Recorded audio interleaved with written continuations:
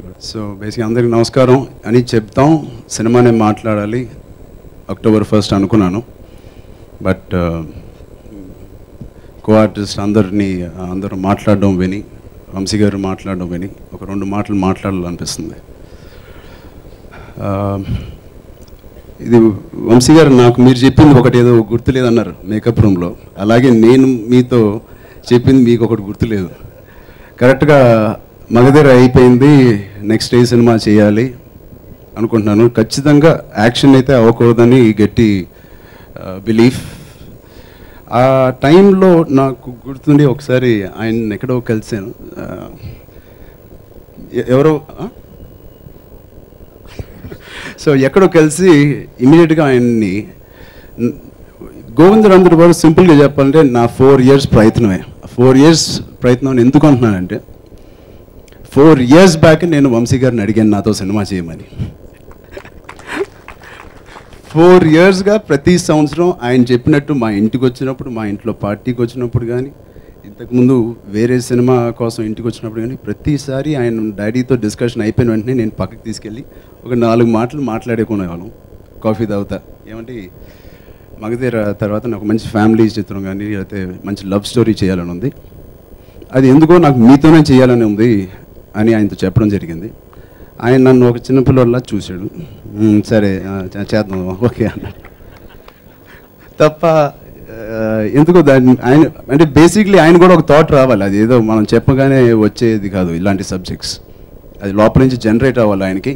And probably అది generate అవ్వడానికి నిజంగా ఆయన నన్ను ఎలా చూపించాలో, సినిమా నాతో ఎలా తీయాలో అనేది ఆయనకి ఆలోచన రావడానికి నిజంగా 4 years పట్టింది. బట్ ప్రతి సంవత్సరం నేను ఆయన వదలకుండా అడుగుతూనే ఉన్నాను.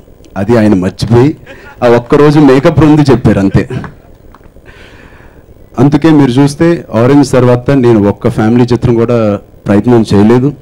నేను చేస్తే కృష్ణవంశీ గారితోనే చేస్తానని నా మైండ్లో ఫిక్స్ అయిపోయాను. చాలా ఆఫర్స్ వచ్చినాయి, మంచి మంచి ఫ్యామిలీ చిత్రాలు, మంచి లవ్ స్టోరీస్, బట్ ఏది నాకు చేయాలని లేదు. సో థ్యాంక్ యూ అండి. నిజంగా మా ఫ్యామిలీకి కానీ, మా అభిమానుల ఫ్యామిలీకి కానీ, మా అందరికీ ఒక చక్కటైన చిత్రం. నేను ఈ చిత్రం చేయకపోయి ఉంటే నిజంగా నా ఫ్యామిలీ ఆడియన్స్ నాకు దూరం అయిపోయేవారు. నేను అలాంటి టైంలో ఉన్నప్పుడు నాకు అలాంటి చిత్రం ఇచ్చినందుకు చాలా చాలా థ్యాంక్స్. మామూలుగా సినిమాకి కానీ దేనికైనా 4 pillars అంటారు, బట్ ఈ సినిమాకి 2 pillars, ఒకటి కేవీ, ఇంకోటి మేము అందరం. So thank you so much ఇలాంటి మంచి చిత్రం మాకు ఇచ్చినందుకు, అవకాశం ఇచ్చినందుకు. అండ్ మంచి కాస్టింగ్ లేకపోతే నిజంగా ఏ సినిమా అయినా, ఎంత మంచి సినిమా అయినా ఐ థింక్ అంతలాగా రీచ్ అవ్వదు ఆడియన్స్కి. సో నేను ఏ ఆర్టిస్ట్ని తక్కువ అంచనా వేయట్లేదు, కానీ కొన్నిసార్లు నాకు కూడా నేను చేయలేని ఒక సబ్జెక్ట్ కానీ, నేను చేయలేని ఒక క్యారెక్టర్ వస్తే నేను చేయను. వాళ్ళకి చెప్పేస్తాను ఈ సినిమాకి నేను రాంగ్ కాస్టింగ్ అని. అలాగే కరెక్ట్ కాస్టింగ్ అంటే ప్రకాష్ గారు వచ్చిన తర్వాత, జయసుధ గారు వచ్చిన తర్వాతే ఈ సినిమాకి రైట్ కాస్టింగ్ అనేది ఒక కంప్లీట్నెస్ వచ్చింది. నిజంగా గాడ్స్ గ్రేస్, ప్రకాష్ గారి డేట్స్ కానీ, ఆయన అవైలబిలిటీ ఆయనకి ఒక నచ్చి నిజంగా ఒక హ్యూజ్ పిల్లర్ మా అందరికీ. ఈ సినిమా వరకు చూస్తే ఇంక ఎవరితో నేను అలాంటి సీన్స్ చేసినా, మా గ్రాండ్ ఫాదర్ వెనకాల పరిగెట్టే సీన్స్ కానీ, గ్రాండ్ ఫాదర్ లాగే నేను అతను ఊహించుకున్నాను. అది కేవలం ప్రకాష్ గారి వల్ల అయితేనే నాకు అవన్నీ బయటకు వచ్చినాయి తప్ప ఇంకా ఏ ఆర్టిస్ట్ నేను చూడలేకపోయాను. అది గట్టిగా మేమందరం డెసిషన్ తీసుకుని ఆయన రావడం జరిగింది. అండ్ బ్యూటిఫుల్, అప్పటి నుంచి ఆటోమేటిక్గా న్యాచురల్గా వచ్చేసినాయి సీన్స్. ఫస్ట్ schedule కన్నా second, third schedule it was a huge change in my performance, and that is only because of Jayasudha garu and Prakash Raj. Thank you so much, wholeheartedly I thank both of you. Thank you. And Srikanth గారి గురించి చెప్పాలి, ఆయన పెద్ద fan. ATM చూసి నిజంగా నేను మాత్రం ఎవరైతే మంచి ఇంపార్టెంట్ క్యారెక్టర్ చేయాలంటే, నాతో పాటు ఉండి సరదాగా చేయాలంటే వంశీ గారు ఇమీడియట్గా శ్రీకాంత్ని ఆలోచించడం జరిగింది. అండ్ ఫస్ట్ థాటే నాకు సూపర్బ్ అనిపించింది. And thank you. ఆయన మామూలు లోపల చాలా డీసెంట్గా ఉన్నా అండి, చాలా ఆ మాట నేను చిన్నోని అనకూడదు, బట్ వంశీ గారు మీరు అంటారు కదా తొంటరిదనం, లేదా కోతి లోపల చాలా పెద్ద గోతి. ఎన్నో టేకులు నేను సీరియస్గా ఏడవలసిన చోట ఏమో లేకపోతే సీరియస్గా పర్ఫామ్ చేసే చోట ఆయన పాపం ఏమనరు. ఆయన ఏదో ఒక చిన్న నవ్వు ఏదో నవ్వుతాడు, నాకు ఏటీఎం క్యారెక్టర్ గుర్తుకొస్తుంది. సో ఇవాళ క్లైమాక్స్ సీన్లో కూడా నాకు తెలిసి 1 లీటర్ గ్రిజిలిన్ బాటిల్ మేము నోట్లో కంట్లో వేసుకుని ఉంటాం మేము అందరం కలిసి. అలాంటి సీన్లో కూడా ఎంతో సరదాగా ఒక సపోర్ట్గా నాకు ఇంకో బాబాయ్గా నాకు ఉండి ఈ సినిమా అలాగే స్మూత్గా జాగడానికి జరిగింది. అలాగే కాజల్తో మళ్ళీ పనిచేస్తున్నాను, ఇది 3వ సినిమా. I think Kajal, I'm sorry, this film you are looking your best. And అది ఎందుకునంటే నాకు తెలిసి ఈ సంవత్సరం జిమ్కి వెళ్ళినట్టు షూటింగ్ కూడా వెళ్ళినట్లేదు. అంత రెగ్యులర్గా వర్కౌట్ చేసి ఈ సినిమాకి చాలా కష్టపడింది, అది మీరు చూస్తారు. And she's looking gorgeous and I'm so lucky commonly is working. ఆవిడ పెద్ద ఫ్యాన్ అయిపోయింది మన ఆనంద్ సినిమా గోదావరి చూసి. ఇంట్లో టీవీలో ఎప్పుడు వచ్చినా ఒక చక్కగా ఒక కాఫీ మురుకులు పెట్టుకుని హాయిగా చూసే సినిమా. అలాంటి సినిమాలో అమ్మాయి అద్భుతమైన పర్ఫార్మెన్స్, అండ్ అదే పర్ఫార్మెన్స్ మీరు మన రేపు October 1st చూస్తారు. Thank you కోమల్ని.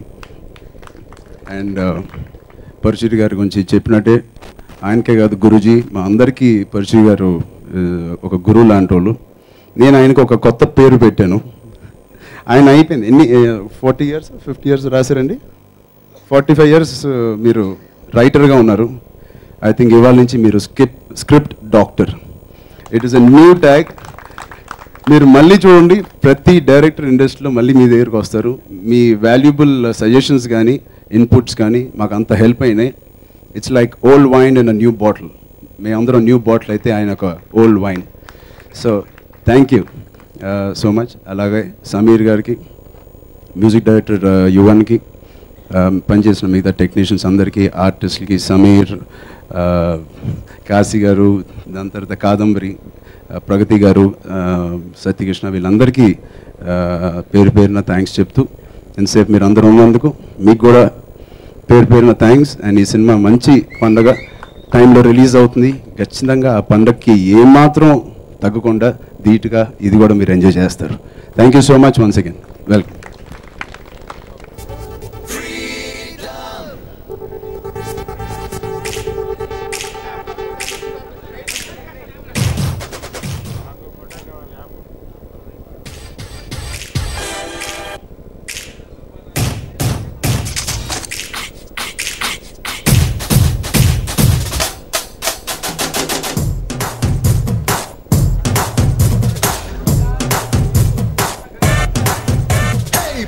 పోటీ మాదే, వయసు వేడి మాదే, ఎదిగే హక్కు మాదే, వేదం వేగం మాదే, పోరు పంతం మాదే, ఉడికే రక్తం మాదే, గెలిచే నైజం మాదే, ఈ సిద్ధాంతం మాదే. ఎవరంత అయినా భయమే ఎరుగని యవ్వన మంత్రం మాదే మాదే మాదే.